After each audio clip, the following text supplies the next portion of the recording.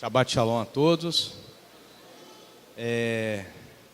Confesso que estar aqui para aprender da Parashá Bo é uma oportunidade muito nobre, porque a Parashá Bo ela traz algo maravilhoso em nossas vidas, um aprendizado muito repleto, muito pleno. Então, estar aqui para estudar com os irmãos sobre a Parashá Bo é algo assim, maravilhoso. E eu quero iniciar recordando a Parashá passada, quando o nosso Rosh Francisco nos ensinou sobre o nome de Adonai, né? Vaierá. Ele trouxe aqui um sentido do que significava o nome de Adonai. Ele trouxe aqui uma nova a apresentação do nome dada por Deus a Moisés, porque até então Deus não tinha se manifestado a Abraão, Isaque e Jacó como se manifestou com o nome dado a Moisés. Então, nesse sentido, a Parashá Bo, ela vem complementar aquela Parashá anterior. Mas nota-se que Bo, em hebraico, significa literalmente vá. Vai, uma conjunção do verbo ir. A Parashá Bo literalmente significa vai, uma conjunção do verbo ir.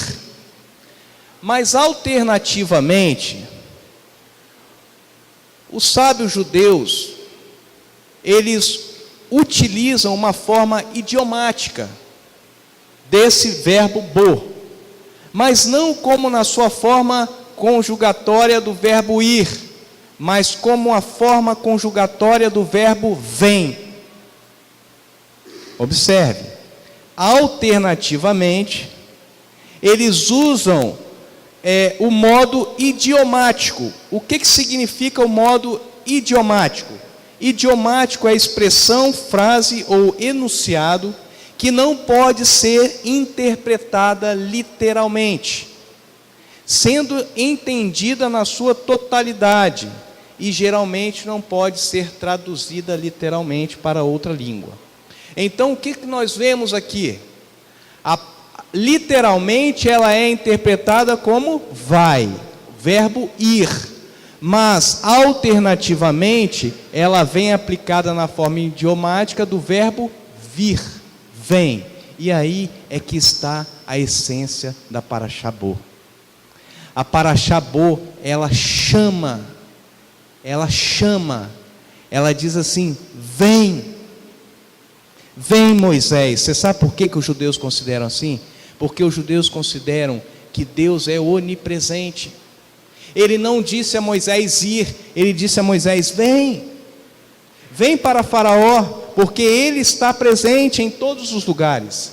Deus é o único Deus soberano sobre toda a face da terra que está presente em todos os lugares. Então, por isso que eles usam essa forma idiomática. E a Parashá Bo começa nesse sentido. Mas eu quero convidar os irmãos a abrir as suas Bíblias em Êxodo, capítulo 10, e começa a Parashá no versículo 1. Os exegetas consideram que do verso 1 ao verso 10 da Parashá Bo é uma advertência. Eles consideram uma advertência. E nós vamos estudar onde está essa advertência. Para que essa admoestação que o Eterno dá a Moisés? E estendendo aos israelitas. É isso que nós vamos estudar. E está escrito assim, verso 1.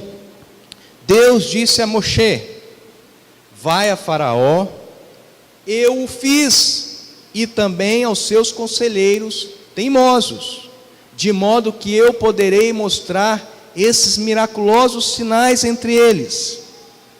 Tu então poderás confidenciar a teus filhos e netos a respeito das minhas ações no Egito, e como realizei sinais miraculosos entre eles. Vocês então saberão plenamente que eu sou Deus. Observem essa última expressão. Então vocês saberão plenamente que eu sou Deus. Plenamente. Talvez na sua tradução esse plenamente foi omitido, mas na Torá Viva ela traz essa expressão plenamente, algo que traduz um sentido de total. É assim que Deus quer que nós conhecemos Ele. Deus não quer que que o conheçamos apenas por Deus. Deus quer que nós conheçamos Ele plenamente. É algo total. É algo que emana dentro de você. É uma intimidade. É isso que Deus quer de nós. E é isso que a Parashá Bo vem trazer. E sabe quando nós vamos conseguir essa plenitude? Sabe quando nós vamos conseguir essa plenitude?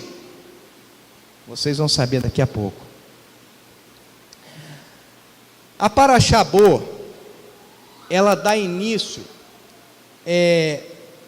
a uma demonstração de poder sobrenatural de Elohim.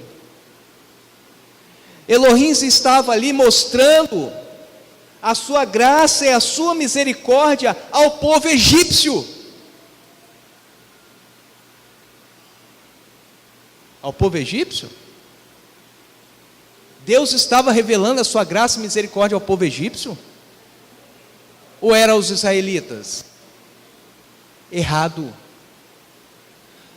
Nós não compreendemos, nós não visualizamos a graça e a misericórdia de Adonai neste capítulo, porque nós não entendemos que a graça e a misericórdia de Adonai estava para os egípcios e para os israelitas.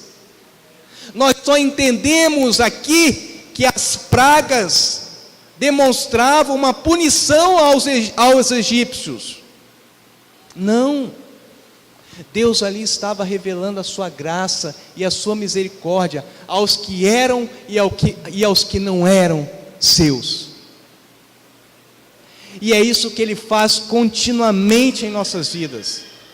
Ele tem demonstrado os seus sinais, suas maravilhas aos seus e aos que não são seus. O sol nasce para o justo e para o ímpio. Essa é a graça, essa é a misericórdia de Adonai. Adonai aqui não estava penalizando o povo egípcio, pelo contrário, o Egito é bênção para as nações. Você quer ver? Diz o profeta Isaías, não sou eu que estou falando isso. Vamos lá, eu adiantei agora um pouco, estou quase lá no final, depois eu volto. É assim mesmo, a gente se perde aqui nas coisas. Lá em Isaías 30, 18, vai lá para você ver comigo, o que diz Isaías 30, 18. E Egito, Assíria e Israel são bênçãos para o mundo. O que está escrito aí? Alguém pode ler para mim?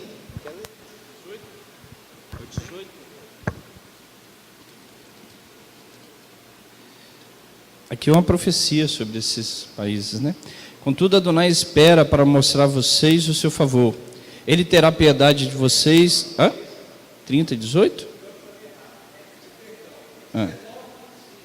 Tá. 19, 25.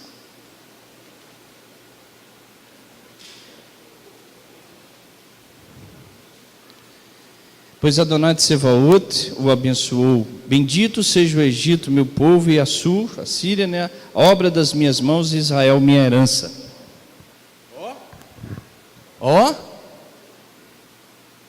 Agora você pode dizer que Egito é bênção nas mãos de Hashem. Ou será? Que o verbo aí está será. Por quê, irmãos? Lembra da promessa a Abraão? Lembra? A promessa a Abraão foi: em ti serão benditas todas as famílias da terra. Deus não tem o Egito como castigo. Deus não tem a Síria como um povo que merece punição. Deus tem a todas as nações, porque Deus quer a todos. Deus não faz acepção de pessoas. Ele escolheu um povo para servir as outras nações.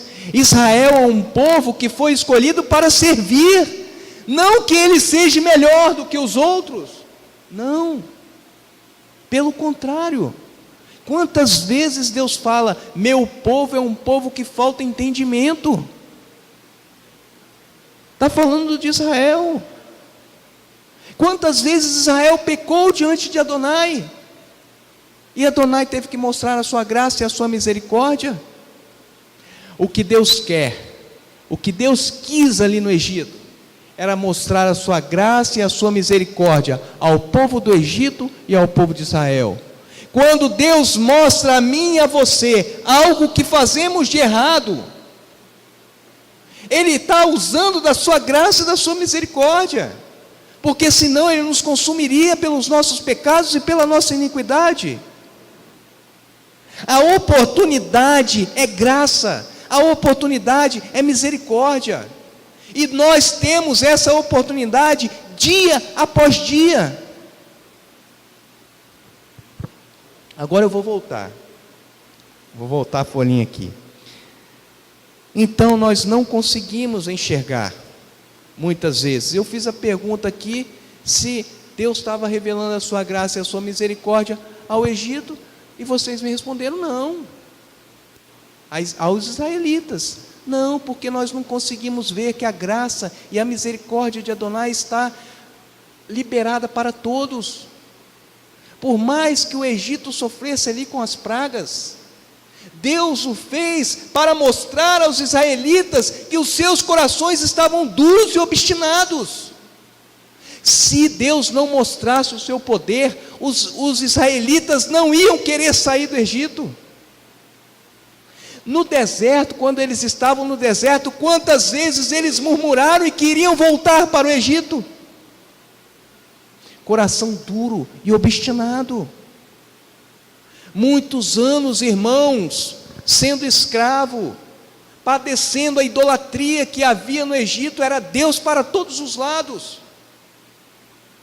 Quando Moisés chegou ao Egito, que ele foi nomeado governador do Egito, ele se manteve íntegro das idolatrias, mas o povo passou, a geração mudou, ninguém mais conhecia plenamente o Deus de toda a terra, e era isso que Deus queria ali mostrar, para o Egito, que Deus era soberano, que Deus era único, para os israelitas, que eles retornassem, que eles voltassem o seu entendimento ao Deus Todo-Poderoso. Essa é a essência de Bor. Por isso que Deus fala assim, vem Moisés, vem cá, venha Faraó aqui, ó, venha Faraó e mostra para ele a minha grandeza. É isso. Bor, vem.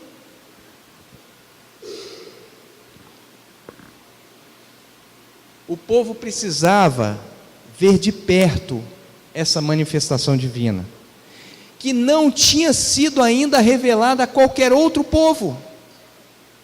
A manifestação no Egito foi sobrenatural, foi extrema, foi total, simplesmente para que o povo soubesse a plenitude do que significa eu sou. Deus revelou para Moisés, você vai, nosso Rocha explicou isso, você vai e diga ao povo. Aí Moisés perguntou, e se eles me perguntarem, quem me mandou? Aí você vai dizer o quê? O eu sou me mandou a vós.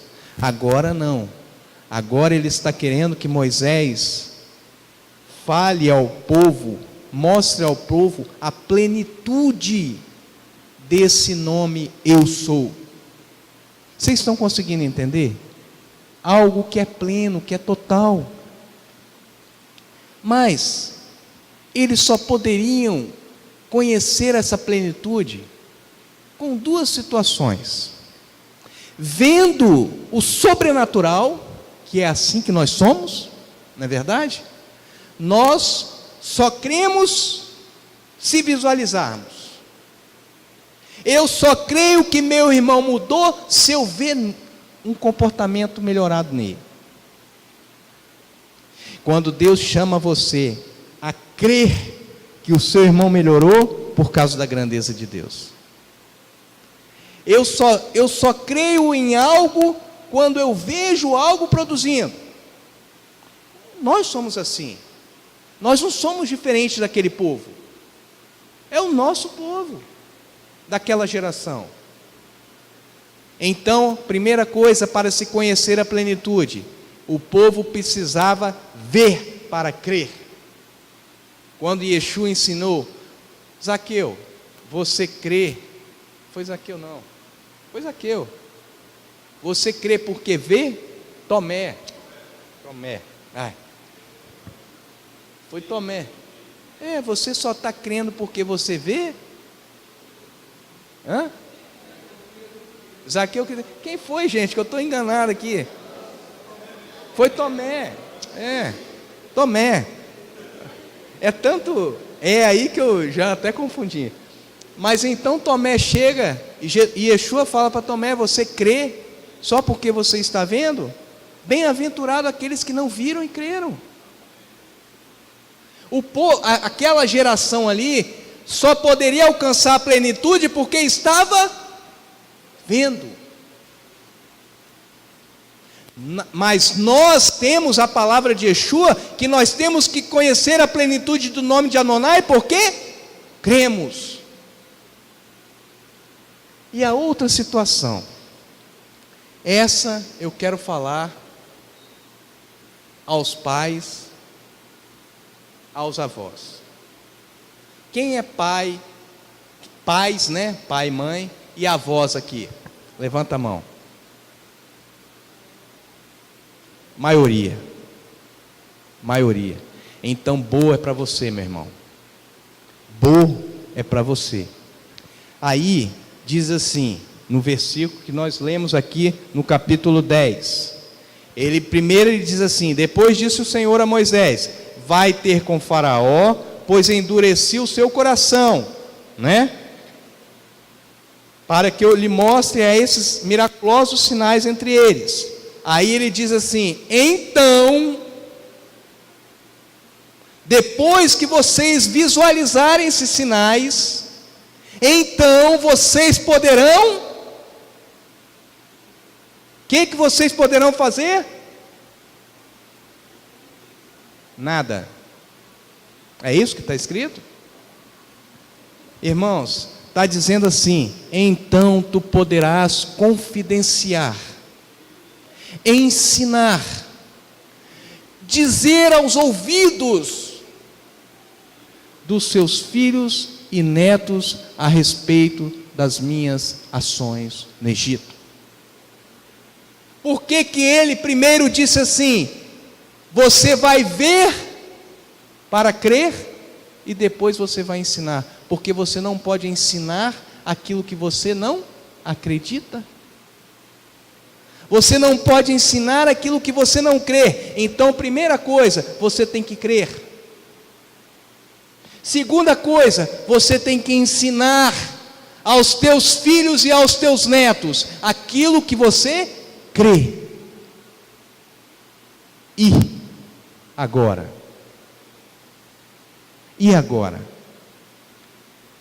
Nós vivemos em uma geração onde nós terceirizamos a educação dos nossos filhos e dos nossos netos. Nós terceirizamos, nós queremos que nossos professores ensinem a nossos filhos aquilo que nós não ensinamos. E a culpa é dos professores. A culpa não é minha como pai. A culpa é dos professores. Irmãos, nós somos hipócritas. Todos nós somos hipócritas. Quando nós reclamamos da nossa condição dessa geração, Nós vivemos em uma geração corrompida porque nós somos corrompidos. Nós vivemos numa geração medíocre porque nós somos medíocres. Deus, o Todo-Poderoso, Ele inicia a Parashabô falando da geração, dos filhos e netos, e termina a Parashabô falando dos filhos e netos, para você ver a importância que você tem na educação dos seus filhos. Agora você sabe por que você terceiriza a educação espiritual dos seus filhos e dos seus netos? Porque você não crê. Essa é a verdade. Não, eu creio. Claro que eu creio, Roberto. Eu creio. Parabéns. Até o diabo crê e se estremece na presença de Deus. O crer que eu estou falando aqui não é apenas acreditar.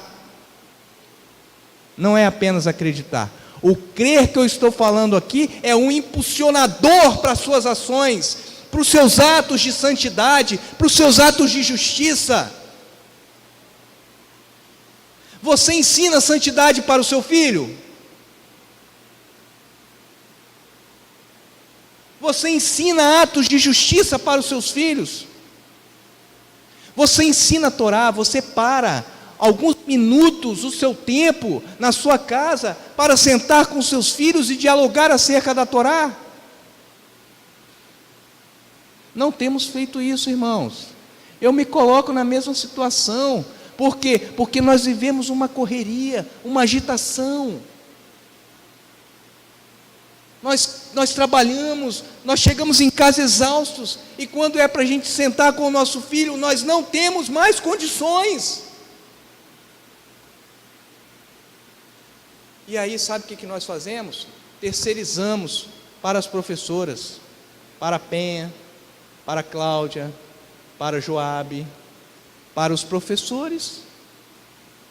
Vocês são responsáveis pelos meus filhos.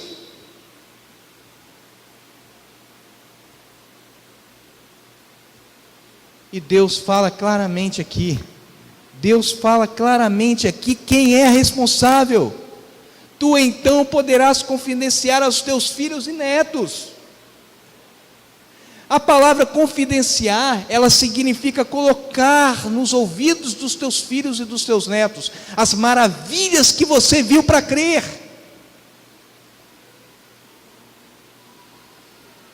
A preocupação de Adonai com as gerações é algo maravilhoso, é algo gigantesco.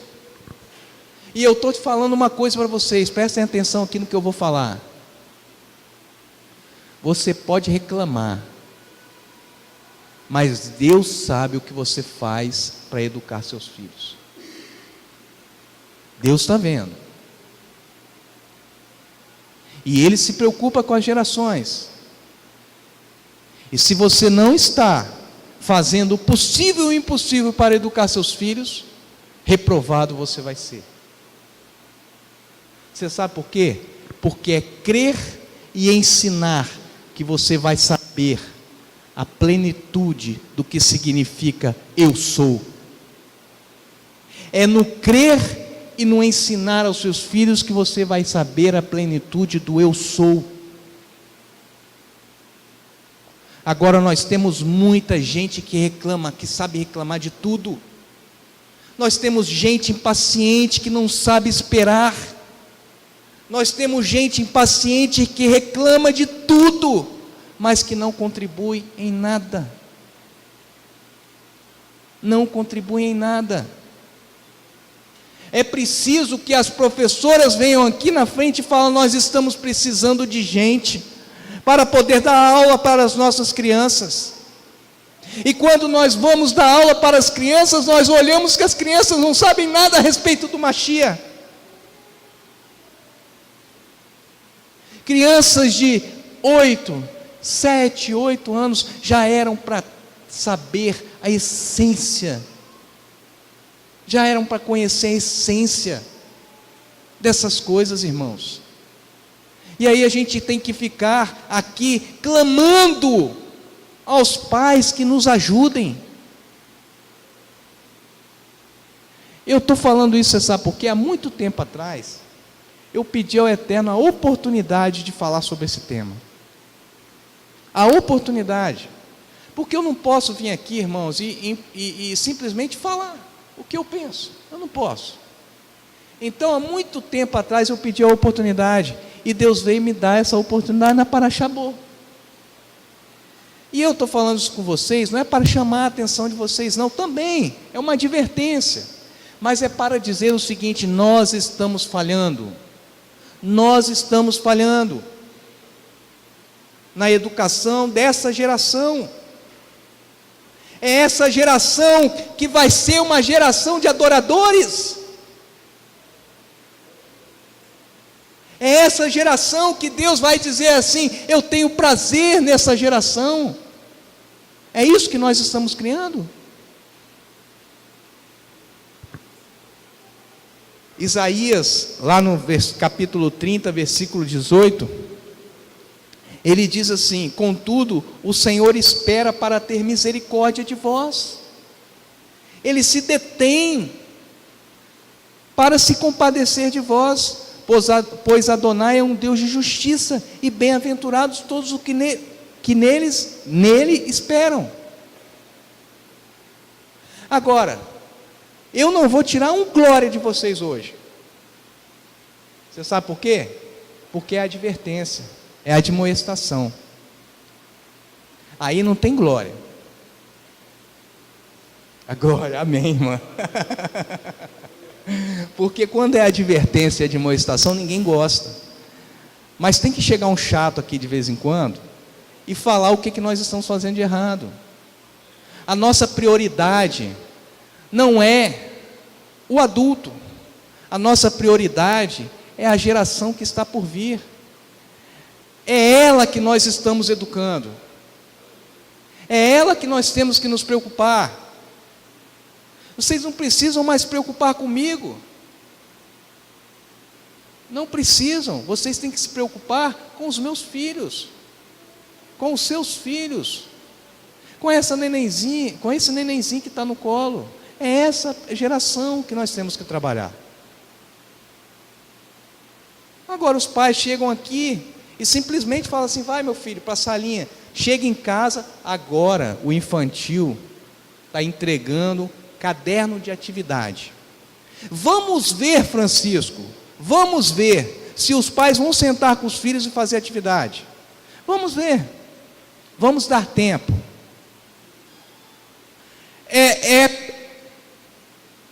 Eu acredito que o caderno vai voltar vazio, mas eu quero crer que o caderno vai voltar cheio, tá, irmãos? Eu quero crer, tá? Porque depois disso que vocês estão vendo aqui, vocês não têm mais desculpa. Não é verdade? Eu sou pai e eu tenho que dar aos meus filhos a educação espiritual. Eu não tenho que terceirizar essa educação. Os professores sabem muito bem disso.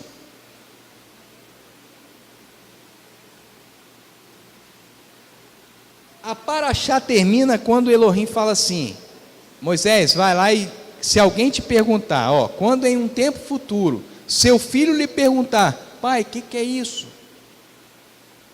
O que foi isso que Deus fez? Aí você vai dizer: com mão forte, Adonai nos tirou do Egito, da casa da escravidão. Termina assim a Paraxá. Você vai dizer ao seu filho as maravilhas e o poder de Adonai. Mas você só pode falar alguma coisa, está escrito: ninguém pode dar nada se do céu não lhe for dado. Você só pode dar ao teu filho o que você tem. Se você não tem, você não pode dar. Se você não crê, você não pode dar. Ensinar. Então, primeira coisa, nós temos que crer. Também está escrito assim: ensine a criança no caminho em que deve seguir, e mesmo quando ficar velha, não se desviará dele. Agora eu vou falar uma coisa para os irmãos, vou ser um pouquinho mais duro. Tem uma história de um pai que ele trabalhava na sinagoga, né? Ele fazia seus trabalhos na sinagoga, ele era um líder da sinagoga. E os seus filhos não refletiam, não acompanhavam essa conduta do pai. E o pai era o líder da sinagoga. E aí Deus chegou para o pai e disse assim: olha, seus filhos estão pecando contra mim, estão fazendo atos abomináveis. Tome atitude, porque senão eu vou ter que tomar. Deus falou isso para o pai. Aí o pai chamou os filhos e disse assim: filhinhos, Deus me falou que vocês estão fazendo abominação. E Ele me falou que se eu não tomar atitude, Ele vai tomar. Então eu gostaria de pedir para vocês que vocês mudem. Sabe o que aconteceu, meus irmãos? Ele perdeu a liderança da sinagoga. Deus tirou dele a liderança da sinagoga. Você sabe quem foi esse? Eli. Eu fiz assim formoseei um pouco a história, né? Mas Eli. Tem momentos que nós temos que ser duros, que a nossa atitude não pode ser passar a mão na cabeça dos nossos filhos.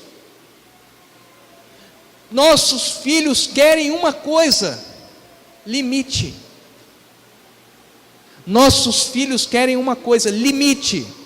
Você vê, aqui é a casa do Eterno, é uma casa de oração, é uma casa em que viemos aqui para engrandecer o nome de Adonai.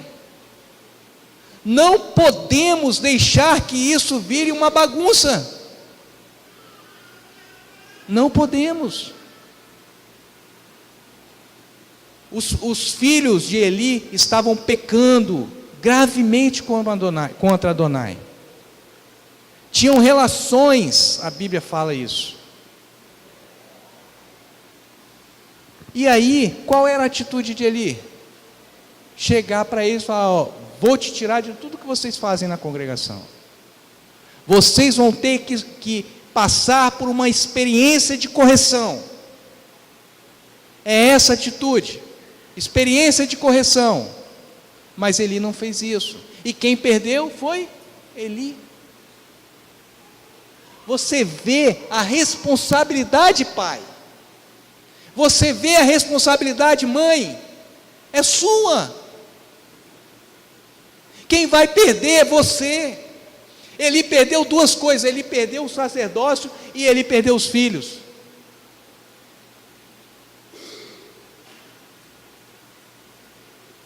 Quem vamos perder somos nós.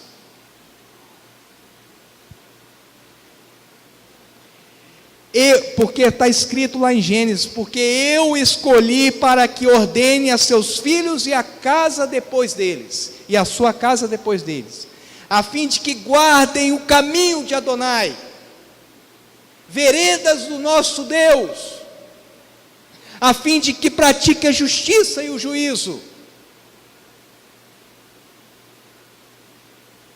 a fim de que pratique a justiça e o juízo.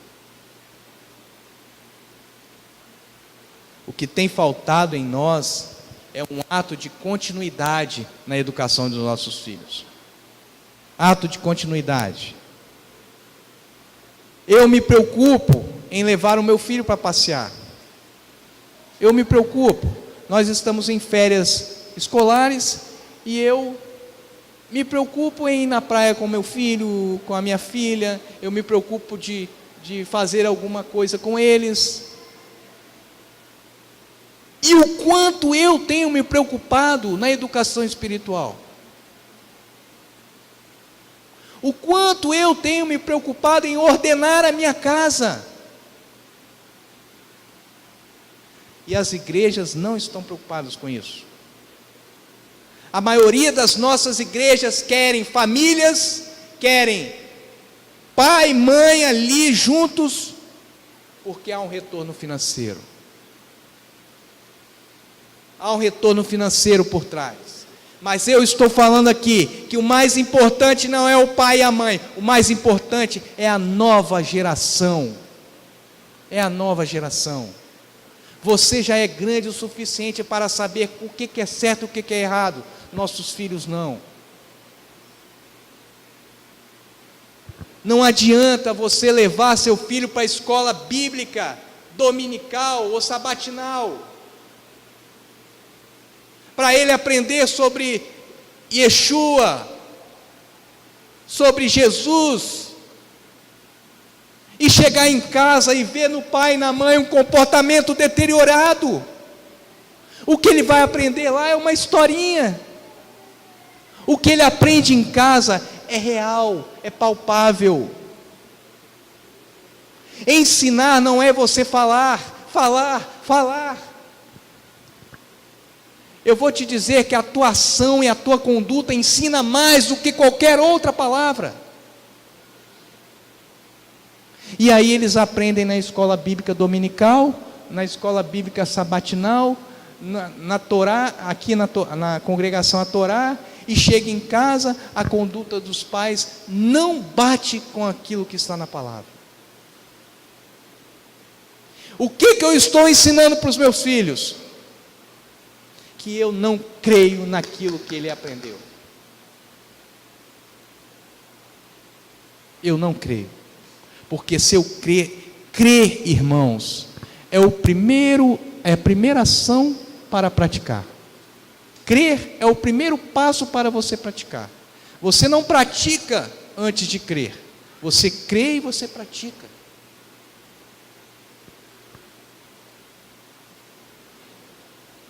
Para você ter ideia da preciosidade que tem, a preocupação de Adonai com os nossos filhos, a mais importante oração judaica, traz o nosso dever. Shema Israel, Adonai Eloheinu, Adonai Ra. Vaikra. Como é que é o restante? Essas palavras que hoje te ordeno estarão no teu coração. Tu as inculcarás a teus filhos, e delas falarás assentado em tua casa, andando pelo caminho, ao deitar e ao levantar, é em todo momento. Mas ele não está falando aqui, essas palavras, tu a inculcarás a teus filhos, e delas falarás assentado.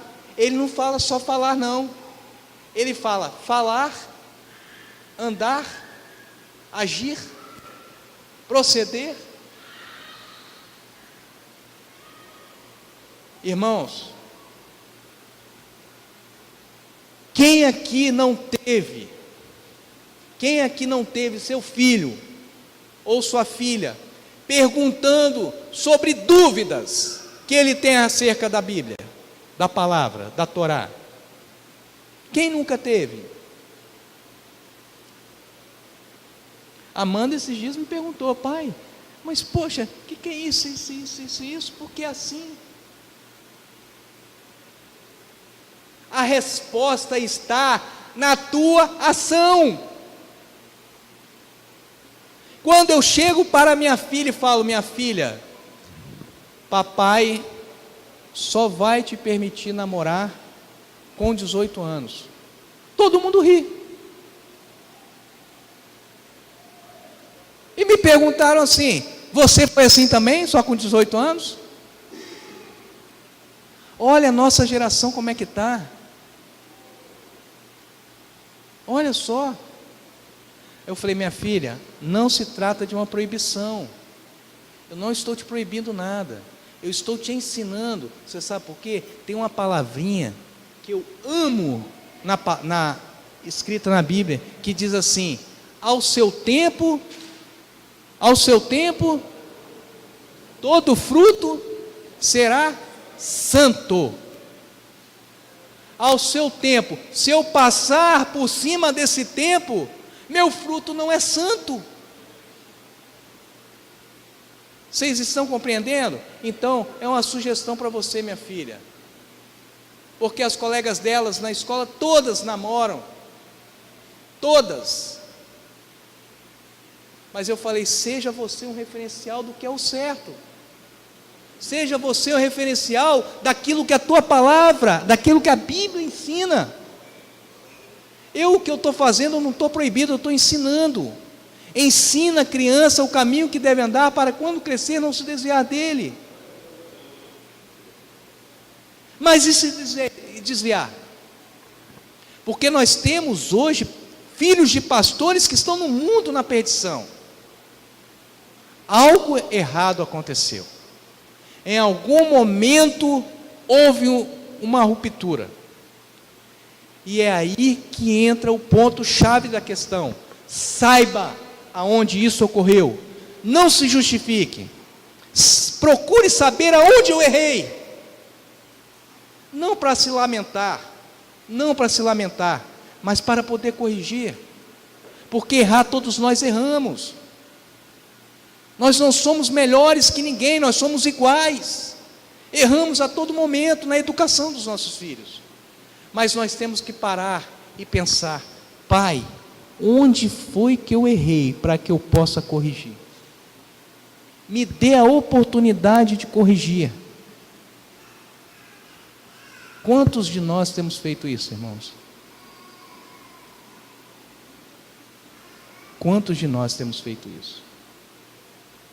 Nós nos preocupamos, onde eu vou ficar bem? Eu estou bem aqui nessa congregação, então é aqui que eu vou permanecer. Eu estou bem lá em tal lugar, é ali que eu vou permanecer. Vocês já pararam para pensar aonde o seu filho vai aprender a palavra? É isso que nós estamos falando. Boa é isso. Boa te chama a uma responsabilidade. Você pergunta aonde que meu filho pode ter mais instrução. E não aonde você se sente bem, porque você se sentir bem é social. É social. Aonde está a verdade?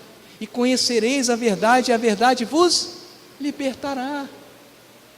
Você quer ver seu filho livre? Ensine a verdade. Já falei demais. Que o Eterno nos abençoe, que o Eterno nos agracie. Eu só queria ler um versículo para vocês, para a gente poder finalizar. Vamos nos colocar de pé.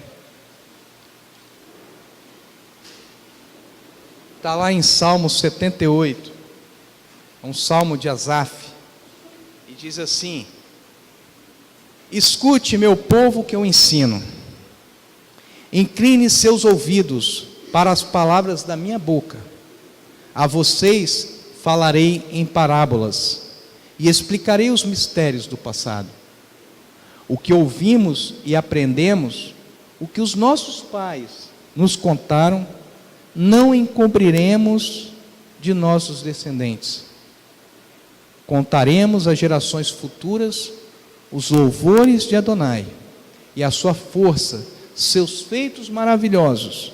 Ele decretou estatutos para Jacó e estabeleceu uma Torá em Israel.